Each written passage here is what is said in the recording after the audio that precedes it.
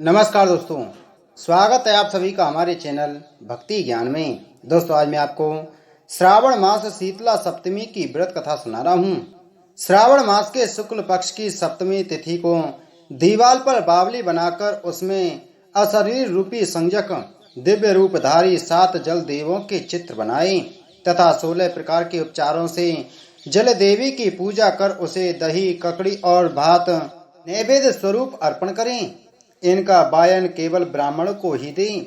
इस तरह 7 वर्ष तक निरंतर व्रत करके प्रति वर्ष 7 सौभाग्यवतियों को भोजन देकर ही उद्यापन करें। सोने के एक बर्तन में 7 जल देवों की मूर्तियां रखकर प्रथम दिन अपने पुत्र के साथ व्रती को उनका पूजन करना चाहिए। द्वितीय दिवस प्रातः काल ग्रह होम के साथ साथ चरु होम भी करें। सौराष्ट्र प्रदेश की सोबन नगरी में एक अति धार्मिक विचारों वाला धनवान रहता था।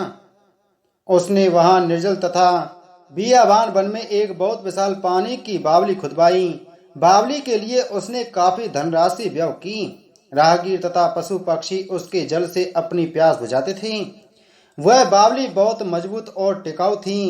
वहां पर विश्राम करने के लिए उस धनी ने एक अत्यंत रमणीय बगीचा उपवन भी बनवाया, जहां पर राहगीर ठहरते थे। परंतु जब उस बावली का पानी सूख गया तो वह धनी अति दुखी हुआ और भगवान से बोला, हे प्रभु, मेरी मेहनत तथा धन व्यर्थ हो गया। इन्हीं विचारों से ग्रस्त वहां पर वह धनी दुखी हो रात को जब सो रहा था तो स्वप्न में जल देव ने दर्शन दिए और बावली को पुनः पानी से भरने का उपाय बतलाया। अतः हे धनद, वह तुम मुझसे सुनो। यदि तुम अपने पौत्र की बलि दे दो तो यह बावली तुरंत मीठे जल से भर जाएगी। यह सुनकर धनिक पहले तो विचलित हुआ, परंतु घर आकर उसने स्वप्न की बात अपने पुत्र द्रवण से कही। यह सुनकर वह धर्मात्मा पुत्र बोला, हे पिताश्री, इस शरीर को जन्म देने वाले तो आप ही हैं, अतः ये दोनों आपकी आज्ञानुसार ही आचरण करेंगे। आप किसी प्रकार का सोच विचार न कर हमें आदेश दें। केवल धर्म ही अमर रहता है, बाकी सब कुछ नाशवान है।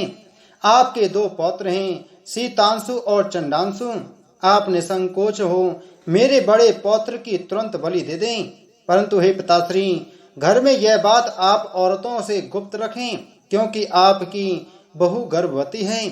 उसका प्रसव काल निकट है, वह मायके जाएगी। उसके साथ आपका छोटा पौत्र भी, मेरा छोटा पुत्र, साथ जाएगा। उस समय आप मेरे बड़े पुत्र की बलि आसानी से दे सकते हैं। सब कार्य निर्विघ्न समाप्त हो जाएगा। पिता बोले, हे पुत्र, तुम धन्य हो, वंदनीय हो। हे मेरे आज्ञाकारी पुत्र, प्रभु तुम्हारा कल्याण ही करेंगे। कुछ काल पश्चात जब धनद की पुत्र वधु प्रसव के लिए जाने लगी तो पुत्र द्रवण ने अपनी पत्नी से कहा, हे सुभगे, तुम प्रसव के लिए मायके जा रही हो तो छोटे बेटे को अपने साथ ले जाओ और बड़े बेटे को मेरे पास ही छोड़ जाओ। पत्नी ने अपने पति के आदेश का पालन किया और वह बड़े पुत्र को अपने पिता के पास ही छोड़ गई। सुशीला के जाने के पश्चात पिता व पुत्र द्रवण ने शीतांशु को सप्तमी के दिन नहला धुलाकर सुंदर वस्त्रों से सज्जित कर उसे बलि के लिए सूखी बावली के किनारे ले जाकर खड़ा कर दिया। उस दिन पूर्वसाना का दिन और वरुण नक्षत्र भी था। उन्होंने यह बोलकर, जलदेव, इस बालक की बलि से प्रसन्न हो। बालक की बलि दे दी। बलि देते ही जलदेव ने प्रसन्न हो उस बावली को अमृत तुल्य पानी से भर दिया। दुखी और प्रसन्न मन से दोनों पिता पुत्र अपने गृह वापस आ गए। उधर सुशीला ने अपने पियर में अपने तीसरे पुत्र को जन्म दिया। वह कुछ काल पश्चात जब बड़ा हुआ और 3 मास का हो गया तो उसके साथ और अपने छोटे पुत्र और संबंधियों के साथ वह अपनी ससुराल लौट चली। मार्ग में जब वह बावली के पास पहुंची तो वह उस सूखी बावली को, जिसे उसके ससुर धनद ने बनवाया था, को अमृत तुल्य मीठे जल से भरा देखकर अपने ससुर और पति पर बहुत प्रसन्न हुई और मन में सोचा कि उनके उद्योग में बढ़ोतरी होने पर ही यह संभव हुआ है।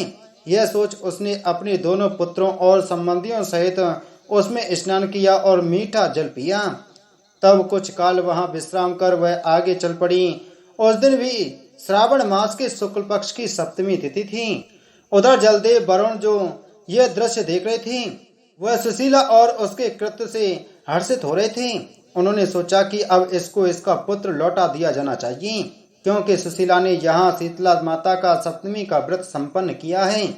उसने व्रत के लिए स्नान कर दही तथा चावल तथा ककड़ी का नैवेद्य बनाकर ब्राह्मणों को दान में भी दिया। अपने परिवार व संबंधियों के साथ उसने स्वयं भी दही चावल ककड़ी भोजन रूप में ग्रहण किया। उस बावली से सुशीला का घर लगभग 4 कोस था। तब जलदेव ने उसके मृत पुत्र को जल से बाहर लाकर विदा कर दिया। तब वह लड़का जीवित होकर अपनी माँ की पालकी के पीछे माँ कहकर दौड़ पड़ा। सुशीला उसकी आवाज सुनकर पालकी रोककर हैरान हो उसे गोद में बैठाकर प्यार करने लगी, परंतु वहां पर उसने पुत्र से कुछ नहीं पूछा। वह सोचने लगी, इसने कीमती वस्त्र पहन रखे हैं, अगर इसे डाकू पकड़कर ले जाते तो वे इसे जीवित क्यों छोड़ते? यदि इसे चोर पकड़कर ले जाते तो वे इसे जीवित क्यों छोड़ते? यदि इसे चोर पकड़कर ले जाते तो भी इसे जीवित नहीं छोड़ते। उसकी जुदाई में इसके पिता और बाबा का भी तो बुरा हाल हुआ होगा। इस प्रकार सोच विचार करते हुए वह चलती रही और अपने घर पर पहुंच गई। सुशीला को घर पर देखकर उसके पति और ससुर को भी चिंता हुई कि वे अब सुशीला को क्या उत्तर देंगे। परंतु जब उन दोनों ने सुशीला को अपने तीनों पुत्रों सहित गृह में प्रवेश करते हुए देखा तो उन्हें बड़ा आश्चर्य हुआ और उसके पति द्रवण ने अपनी भार्या सुशीला से कहा, हे सुभगे, हे पतिव्रते, हे पुण्यव्रत, हे वामनी, तूने पिछले जन्म में कौन सा पुण्य कर्म किया था जो यह बड़ा पुत्र सीतांशु जीवित तुम्हारे साथ है? इसका निधन हुए तो 2 मास बीत चुके हैं। जब तू यहाँ से गई थी तो मात्र एक पुत्र तेरे पास था, अब तो इस मृत पुत्र सीतांशु को जीवित कर लाई है। तूने तो सुब्रु वंश का उद्धार कर दिया है। पति ससुर तथा सास सबने उसे प्यार और प्रशंसा की नजर से देखा और बोले, हे शोभा, अब हम सब तेरी बारंबार स्तुति करते हैं। तब सुशीला ने कहा, स्वामी, हे पिताजी, यह सब पुण्य प्रताप शीतला सप्तमी के व्रत का फल है। जो यह मृत पुत्र सीतांशु जीवित उठा है, यह सब उस सुमार्ग का फल है जिसके अनुसार मैंने शीतला सप्तमी व्रत किया। मैंने दही चावल तथा ककड़ी का सेवन व्रत में किया, उससे संसार में सारी मनोकामनाएं पूरी हो जाती हैं। बोलो शीतला माता की जय। बोलो शिव शंकर भगवान की जय।